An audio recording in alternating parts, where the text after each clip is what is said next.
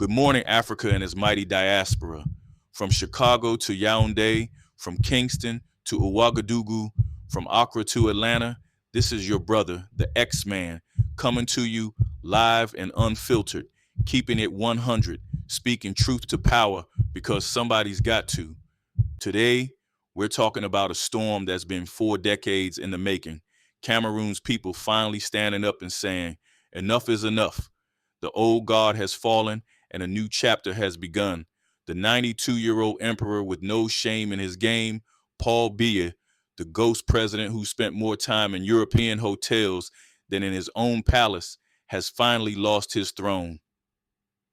And let me tell you something, family. It wasn't foreign observers. It wasn't the UN. It wasn't France that dethroned him. It was the people of Cameroon, the youth who refused to sell their destiny for a bottle of Fanta and a dollar bill. For 43 years, Paul Biya ruled Cameroon like a feudal lord. Since 1982, when Ronald Reagan was still in the White House and the Berlin Wall hadn't yet fallen, this man sat in power, not leading, not serving, but feeding France and corruption. He turned the country into a personal kingdom where corruption became oxygen and poverty became policy. He was a student of the same colonial playbook written in Paris, a script of control, extraction, and betrayal. Let's rewind the tape. In 1982, Biya took over from Amadou Ahidjo, Cameroon's first president, who himself had been a puppet of the French. Biya promised reform, democracy, and national unity, but instead he delivered decades of repression, a bloated civil service, and a political class loyal not to the people, but to French interests and his Swiss bank accounts. Now, here's the kicker. The man barely lived in Cameroon. Reports show that between 2014 and 2021 alone, he spent over 4 years abroad, mostly in luxury hotels in Geneva, costing taxpayers millions. While Cameroonians were fetching water from streams and dying in broken hospitals, their president was sipping champagne in the Intercontinental. France and Switzerland called it diplomatic rest. I call it neo-colonial vacationing. Meanwhile, the Anglophone regions in the Northwest and Southwest bled. Since 2017, that so-called crisis has taken over 6,000 lives and displaced over 1 million.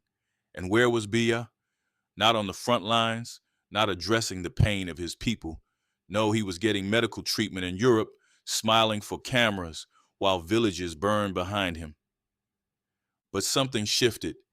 The youth of Cameroon, fed up with lies, tired of promises, angry at a government older than their grandparents, said, nah, not this time. The October 2025 election wasn't just another vote. It was an uprising disguised as democracy. The regime tried every old trick in the book. Free t-shirts, dollar bills, orange Fanta handed out like holy water, but the youth saw through it. They didn't just show up, they showed out. They guarded their votes all night, filmed the counts, and exposed the fraud in real time. Social media became their weapon. For once, technology wasn't just for selfies, it was for sovereignty. And then came the shockwave. At midnight, opposition titan Issa Kiroma Bakari, a man who once stood beside Biya, turned around and declared himself the winner. The world froze. France fumed. The Cameroonian elite trembled, but the people cheered. Kiroma looked into the camera and said, "The people have chosen, and that choice must be respected." And just like that, decades of fear cracked. Now let's be clear. This ain't about worshiping politicians. The X-Man doesn't do heroes in suits. What I'm saying is this. When the people wake up, even a system built on fear and manipulation begins to crumble, because Paul Biya's regime wasn't just a Cameroonian tragedy. It was a French project. For years, the Élysée Palace in Paris treated Central Africa like its backyard. From the CFA franc to oil contracts to military cooperation, France fed itself fat on African sweat. Biya was their golden boy, their safe pair of hands, the one who would never nationalize, never rebel, never stand with the AES. But history doesn't ask permission, and now the wind blowing from Ouagadougou, Bamako, and Niamey is reaching Yaoundé. The people have seen Traore, they've seen Goita, they've seen Tiani, and they're saying, why not us? For too long, Cameroon has been told it's stable. That's the Western code word for silent suffering.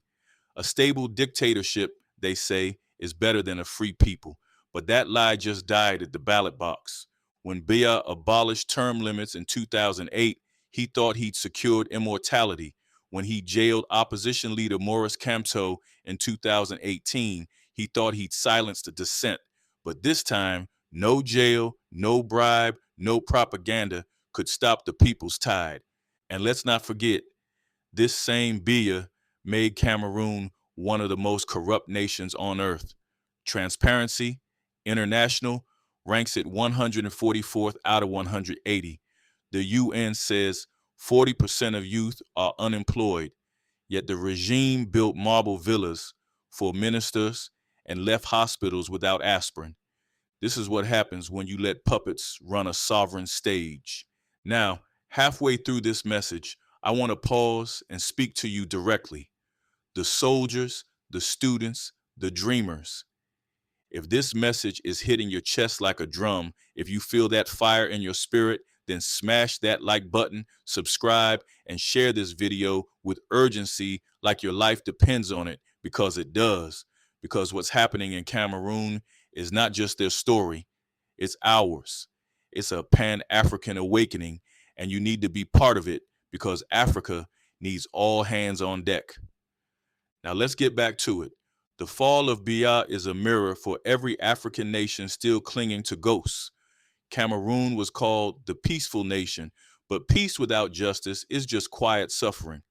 For decades, the country was split between a francophone elite and a marginalized anglophone population. The civil war that broke out in 2017 was no accident.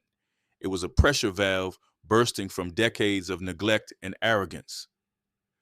The Biti-dominated government used the army not to protect the people, but to punish them. Villages were burned, teachers kidnapped, priests executed, and the world looked away because Biya played his role, keeping France supplied and the West comfortable.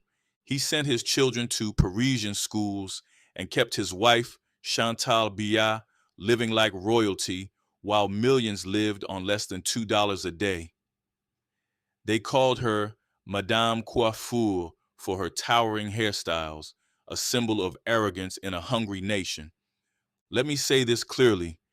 When leaders treat their people like peasants and their offices like inheritance, the earth itself will rise against them. That's what we see today in Cameroon. But family, don't let this moment just be about celebration. This is a test. Will Cameroon's new leaders truly serve the people or repeat the same corruption with new faces? This is where Pan-African solidarity comes in. This is where the AES, Burkina Faso, Mali, Niger becomes more than a defensive alliance. It becomes a beacon. Because if Cameroon joins hands with the AES, if it rejects the French CFA and claims its own currency, Africa will shift on its axis. Let's not forget, Cameroon's soil is rich. Oil in the south, cocoa in the west, timber and bauxite in the east, uranium beneath its mountains. Yet, look around, poverty everywhere. Why? Because the resources were never the people's. They were France's lifeline. Now France is panicking because with Biya gone, they lose their last old gatekeeper in Central Africa. Remember what Macron said a few years back, that without Africa, France would sink into the abyss. He wasn't lying. France's wealth is built on African backs, from the uranium that powers their nuclear plants to the oil that fuels their cars. And now that Burkina, Mali, and Niger have shut the door, they were counting on Cameroon to keep it open, but Cameroon's youth just slammed it shut. That's why this moment matters, beyond Cameroon. This is about an entire generation of Africans saying we will no longer be resources for Europe. We will be our own resource. Let's talk truth. For years, Cameroonians disappeared for speaking out. Journalists vanished, students were beaten, critics silenced by midnight visits from men in dark suits. You couldn't even mention AES or Traore without being watched. That's what happens under colonial masks pretending to be governments. But now that mask is cracking. The youth are unafraid. They see that freedom is not granted, it's taken, and they are taking it back. One vote, one protest, one truth at a time. Cameroon now stands at a crossroads. The question is simple. Will they continue to serve Paris or finally serve the people? Because independence in 1960 was political, but true independence, economic and psychological, has not yet been won. And don't think France will go quietly. They'll send envoys smiling with contracts in their hands and daggers in their sleeves. They'll offer aid with strings tied around your neck. They'll whisper to your leaders about partnership and security cooperation. That's how they rebuild control, with soft words and hard money. But this time, Africa is watching, and the diaspora is speaking. From Harlem to Harare, from the Caribbean to Cape Town, we see what's happening. This ain't just Cameroon's story. This is our revolution. Biya's fall is the sound of chains breaking. It's the sound of our grandparents' dreams finally breathing. It's proof that when the people stand, even the oldest tyrant must bow. So to the youth of Cameroon, stand firm. Don't sell this victory cheap. The eyes of Africa are upon you. Your actions today will inspire millions tomorrow. And to the soldiers, remember your oath is to the people, not to a dying regime or foreign masters. Protect your nation from those who sell it for crumbs. France collapses under its own history. Its colonial sins are coming due with interest. Cameroon's victory is a receipt from the past, proof that justice might be delayed but never denied. And to the rest of Africa, take note, this is the blueprint. When you organize, when you believe, when you stop waiting for permission to be free, empires fall. It happened in Burkina Faso. It happened in Mali. It happened in Niger. Now Cameroon joins the roll call of courage. This is our time. This is our century. Africa is no longer the beggar at the gate. We are the builders of our fate. So to the brothers and sisters in Yaoundé, in Bamenda, in Bafoussam, and all across Cameroon, walk tall today, because your courage just lit a torch that will burn from Cape to Cairo. The world is watching. History is writing. And the future is African. No sellouts, no filters, no fear. This is the X-Man signing off.